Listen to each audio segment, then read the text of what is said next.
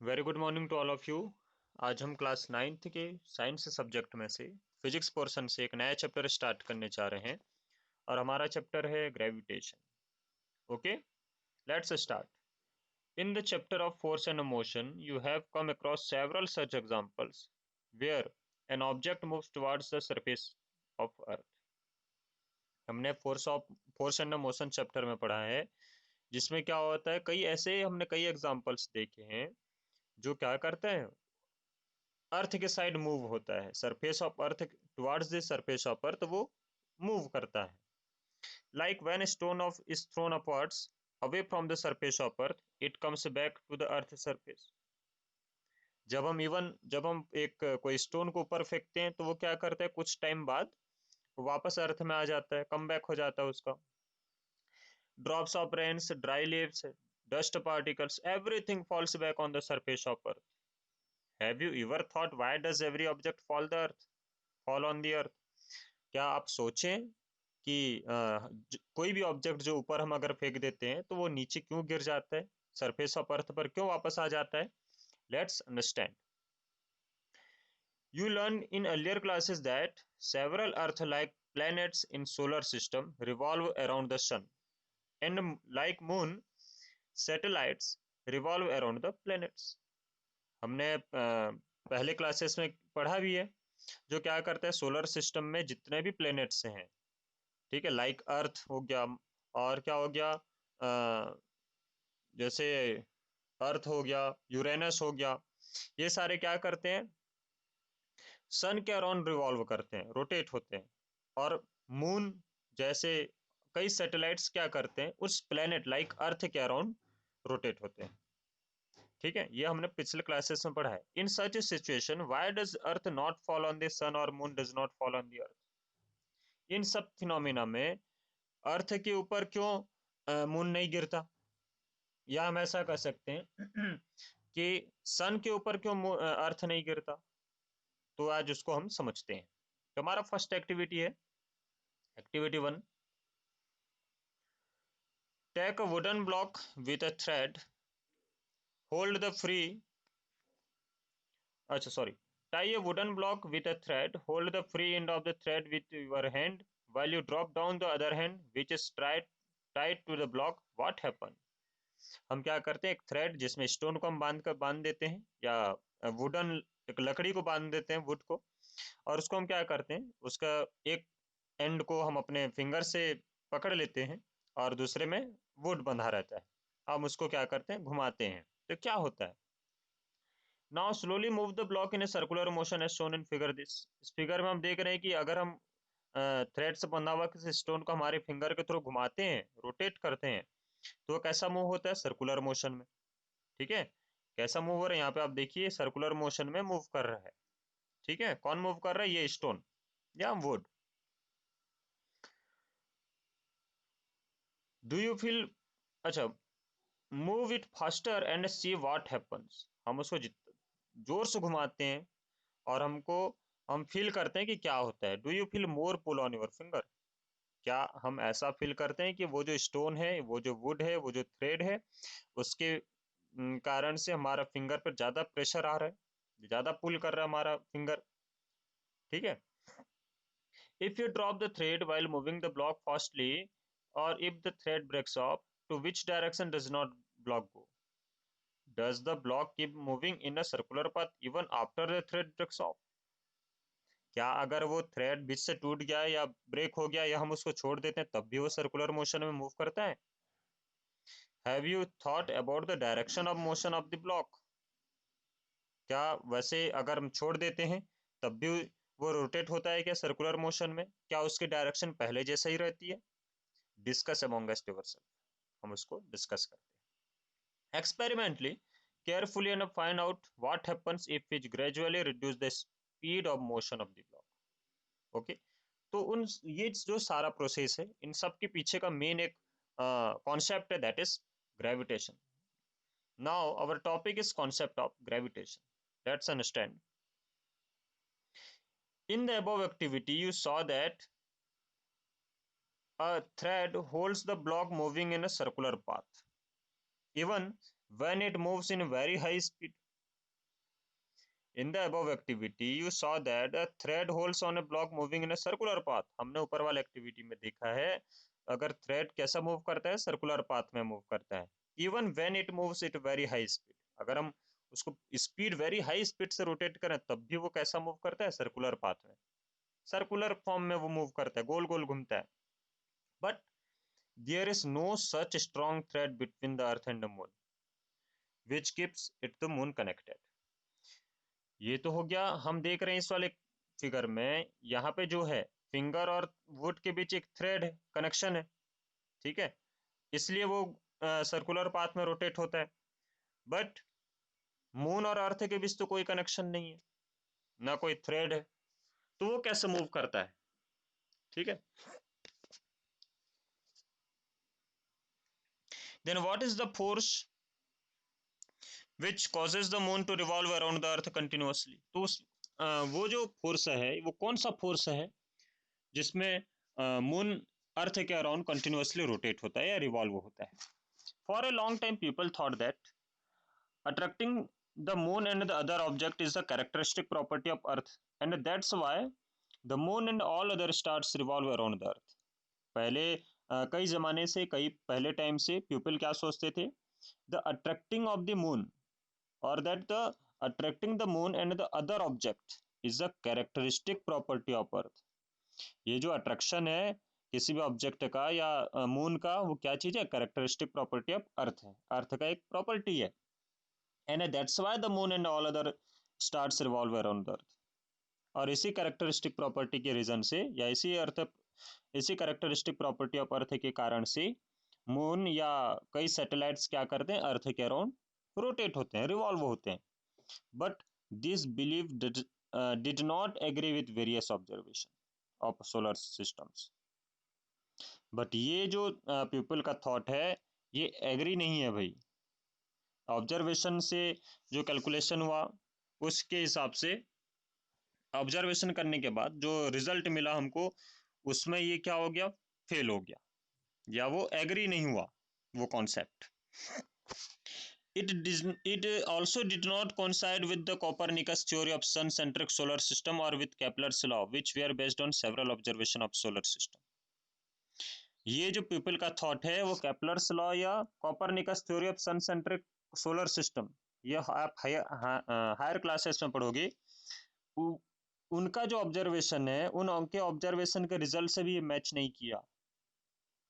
It means जो people सोचते थे कि moon and other objects is a characteristic property of earth, वो कैरेक्टरिस्टिक प्रॉपर्टी ऑफ अर्थ होता है और दैट्स व्हाई वो रोटेट होता है अर्थ के अराउंड, वो क्या हो गया, गलत हो गया, रॉन्ग हो गया, फेल हो गया.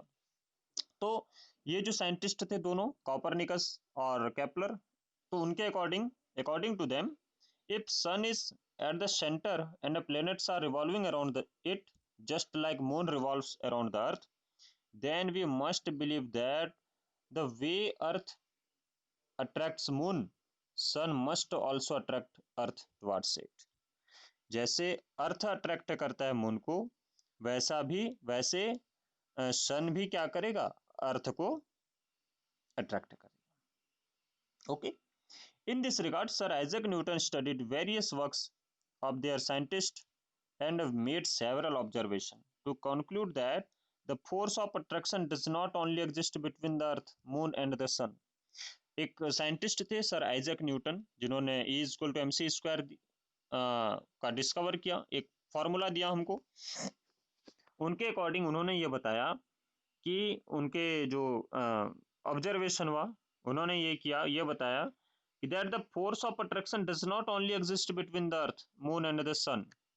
जो force of attraction है वो बस अर्थ, मून और सन के में ही लिमिट है ऐसा नहीं है, ये या उन्हीं तीनों के बीच एग्जिस्ट करता है ऐसा नहीं है. से but the sun but also between all small and big things of this world. उनके अकॉर्डिंग जो फोर्स ऑफ अट्रैक्शन है वो केवल अर्थ, मून और सन में ही है ऐसा नहीं है. उन्होंने बताया कि ये जो फोर्स ऑफ अट्रैक्शन है ये all small big things of small and big things of this world, सारे स्मॉल और बिग थिंग्स पर एग्जिस्ट करता है. stones, dust particles, water molecules, planets, stars, etc. all exert a force of attraction on each other due to their masses. सारे जितने भी particles हैं इस वर्ल्ड में, इस यूनिवर्स में जितने भी पार्टिकल्स हैं, उनमें वो एक दूसरे में क्या करते हैं, फोर्स ऑफ अट्रैक्शन फील करते हैं, उनमें फोर्स ऑफ अट्रैक्शन प्रॉपर्टी होती है। And this property of attraction due to mass is called gravitational force. और ये जो अट्रैक्शन ड्यू टू मास है, अट्रैक्शन ऑफ फोर्स है, इसी को क्या बोला जाता है, ये जो प्रॉपर्टी होती है इसी को बोला जाता है ग्रेविटेशनल फोर्स। ओके,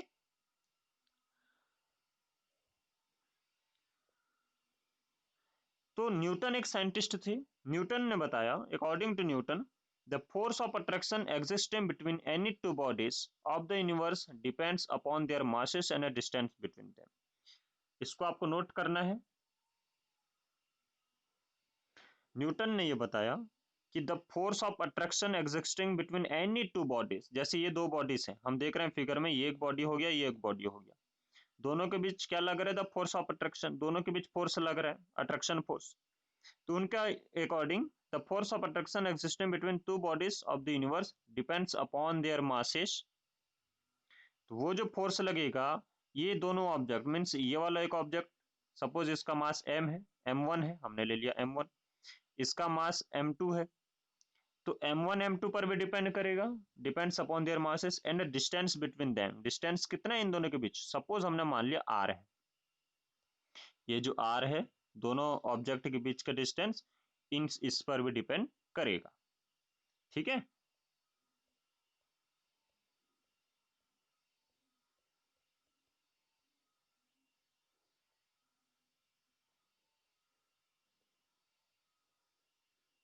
चलो नेक्स्ट है हमारा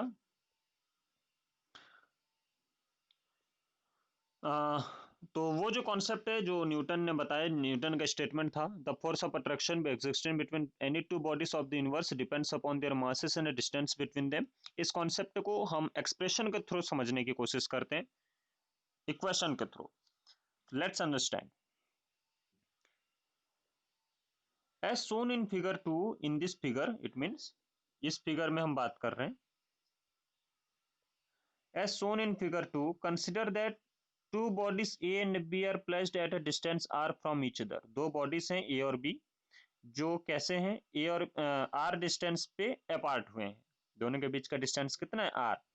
दे are attracting each other with the force of attraction F, दोनों के बीच एफ फोर्स लग रहा है। The masses of bodies A and B are m1 and m2 respectively. Means A वाले ऑब्जेक्ट का मास कितना है, m1, एंड बी के वाले ऑब्जेक्ट का मास कितना है, या बी बॉडी का मास कितना है, m2। According to Newton's law, the force acting between them must is directly proportional to the product of their masses। आपको इसको समझना है भाई, ये कॉन्सेप्ट को। इसमें क्या बोल रहे हैं, according to Newton's law the force acting, force से क्या क्या लग रहा है दोनों बॉडी में एफ फोर्स लग रहा है। ठीक है, तो फोर्स क्या मिल रहा है हमको, F. Force attracting between them, उन दोनों के बीच जो फोर्स लग रहा है, what is force, F, is must be directly proportional to the product of their masses. दोनों का मास कितना है, फर्स्ट वाले का m1, सेकंड का कितना है, m2। एक मिनट, जैसे फोर्स हमारा कितना है, F लग रहा है, ठीक है, फर्स्ट वाले ऑब्जेक्ट का मास कितना है, m1, सेकंड का लग रहा है m2। ठीक है, दोनों का प्रोडक्ट हो गया m1 इंटू m2, उसके डायरेक्टली प्रोपोर्शनल होता है। We can say F proportional m1 into m2, this is equation 1, ये इक्वेशन 1 हो गया। ठीक है,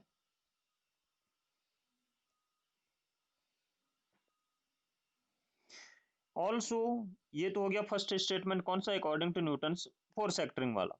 second, also the force between the two bodies is inversely proportional to the square of distance between them. और second statement है कि the force of attraction, जो भी फोर्स लग रहा है एफ, है ना, वो कैसा है, inversely proportional to the square of distance between them. What is the square between two bodies, that is R, ये आर है ना। तो आर के क्या है, स्क्वायर के इनवर्सली प्रोपोर्शनल मीन्स 1/r²। ये हमने प्रोपोर्शनल का सिंबल भी लगा दिया। एफ प्रोपोर्शनल 1/r², और F is inversely proportional to r²। What is r²? r is distance between both the bodies. Okay, देखिए इसको हमने लिख लिया एफ इनवर्सली प्रोपोर्शनल 1/r²। यहाँ पे एक मिस्टेक है भाई, आप उसको करेक्शन कर लीजिए। ये जो एफ के बीच है यहाँ पे ये वाला सिंबल लगेगा, ठीक है। F inversely proportional to r²। 1/r², ये भी हमने अभी फाइंड किया, F inversely proportional 1/r²। As well as हमने फाइंड किया है F proportional m1 into m2। From equation 1 and 2 हम देख रहे हैं कि दोनों क्या चीजें प्रोपोर्शनल है। फर्स्ट वाला m1 m2, सेकंड है r²। दोनों का हम कॉम्बिनेशन में लिखे एफ इज इक्वल टू या F proportional m1 m2 upon r²। हम जानते हैं या हमने प्रीवियस क्लासेस में पढ़ा भी है कि किसी भी जो प्रोपोर्शनल है उसको किससे रिप्लेस किया जाता है? कांस्टेंट से। देखिए यहाँ पे प्रोपोर्शनल का सिंबल था, ये जैसे प्रोपोर्शनल है, इसको किससे रिमूव हुआ है? इक्वल। यहाँ पे इक्वल लगा है ये, और इक्वल जब लगाते हैं तो एक कांस्टेंट भी हमको लिया जाता है, हमको लेना पड़ता है। और हम यहाँ पे कांस्टेंट लेंगे जी। यहाँ पे एक नया टर्म आ रहा है जी। जी क्या चीज हमारा? कांस्टेंट, जिसको बोला जाता है universal gravitational constant. Here G is the universal gravitational constant. The value of G is SI unit. G in SI unit is 6.67 into 10 raised to -11 Newton meter square per kilogram square।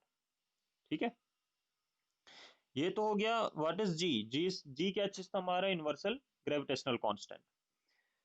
Suppose that the distance between two bodies is doubled. हमने मान लिया कि अगर जो distance है दोनों bodies के, उनके बीच का डिस्टेंस डबल हो गया, तब क्या होगा? Then what will be the force between the two objects. तब दोनों ऑब्जेक्ट्स के बीच जो फोर्स लगेगा वो क्या होगा? ठीक है। And what happens when the distance is tripled.